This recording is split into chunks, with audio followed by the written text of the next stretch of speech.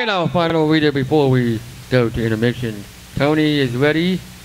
I think so. You think so? Let's give a round of applause for Mr. Tony Shafer. Thank you. Well, I'm going to try and do my best to maintain the decorum and seriousness of the last few readers, but I think I've already failed, so we'll just go on from there. But, okay. Halloween. It's a hillbilly holiday. You probably don't know why you dress up spook folks on All Hallows Eve. Well, let me give you the short version. Some of us you now refer to as hillbillies used to live in France and Switzerland and Germany, or at least our families did. I personally wasn't around back then, but I heard tales about it. We had a tradition in them days, once a year based on the idea that ghoulies and ghosties like to come around and cause trouble about the time winter sets in. We'd have special doings to keep them away from the fire. We'd dress up in costumes and dance around the fire to spook them back. Now this was kind of like, but kind of different from our normal daily stuff, like when we just paint ourselves blue and climb up in trees and drop rocks on people's head that we didn't like. But the point was kind of the same. We'd make a little human sacrifice to appease the haunts and keep them away from the fire.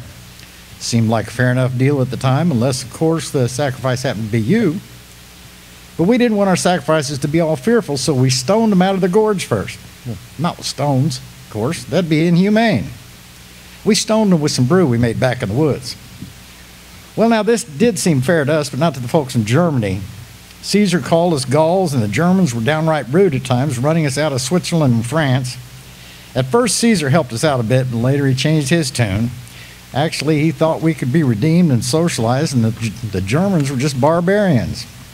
But in the end, we took for the hills and ended up in Scotland and Ireland, which was okay for a while. When the Britons helped us a bit, Caesar decided that wouldn't stand, so he invaded Britain to teach him a lesson about helping us. Some of our ways just didn't sit well with him, like considering men and women equal and thinking that all religions were about the same thing. So between the Romans and the Christians, they about wiped us out, but mainly we just kept to ourselves and our ways. Caesar called us Kel, which means hidden, which we were good at. And that was kind of the root of the roots of our being Celtic people. We had some good music, like the stuff Alison Krauss and Rhonda Vincent play these days, and we sure had a good time. Anyway, when those people in Britain got downright rude, we slipped away to the New World, moved into the hills where we could keep with our ways and have little truck with outsiders.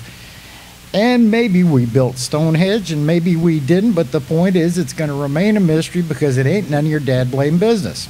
Our ways is our ways. And one of them ways was keeping haunts away from the fire, but we modernized a bit and quit doing the human sacrifices. Instead, we kept the costumes and tried to remind our neighbors and kin that if they didn't give up a little something, the haunts would get them. As in, if you don't sacrifice a caramel apple and some popcorn, some haunt is just pretty likely to overturn your outhouse. Trick or treat. Some of our other ways were worth mentioning, like the way we felt about oak trees. Well, trees in general are pretty amazing. They're more in touch with the earth than we are because their roots connect them directly. They're more in touch with the sky, living off the sunshine and the rain. And oak trees are about the best. Wise and old and strong, and a great place to climb and hide if you want to paint yourself blue and drop rocks on folks you don't like. We had druids to keep us in line with how this worked, and we took good care of them. They were exempt from military service and taxes, and they were tad scary as well. They guided us in keeping the haunts away, too, with the idea of putting up a jack-o'-lantern. And if you check that history out, you'll find that part of Celtic history is in the heritage of the ancient Hebrews, or the children of Jacob, known as Yaakov. So you get Jacob's lantern with a light of wisdom to keep away the haunts of the dark and ignorance. Just the record, it didn't have to be a pumpkin in them days. Could have been a turnip or a potato. As long as you hollow out a vegetable and stick a candle inside, you're good to go. When we got to America and found out about pumpkins, well, then that was just about the ideal veggie for our purposes, but that wasn't how we started out. What I like here is that y'all keep the tradition without thinking about the origin, a lot like you do with a lot of the things you take for granted. Names of the days of the week come from Norse mythology. Sunday, day of the sun. Monday, day of the moon. Tuesday, for Tyr, god of war. Wednesday, Woden's day, the old name for Odin. Thursday, Thor's day. Friday, named for Frigg, god of love and fertility. Saturday, for Saturn, god of agriculture.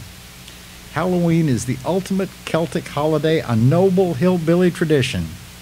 But our Celtic king called it Samhain, which is spelled Samhain. Yeah, you might think we don't know how to pronunciate, but the truth is, yins don't know how to spell. Happy Halloween. Trick or treat. Don't forget the goodies.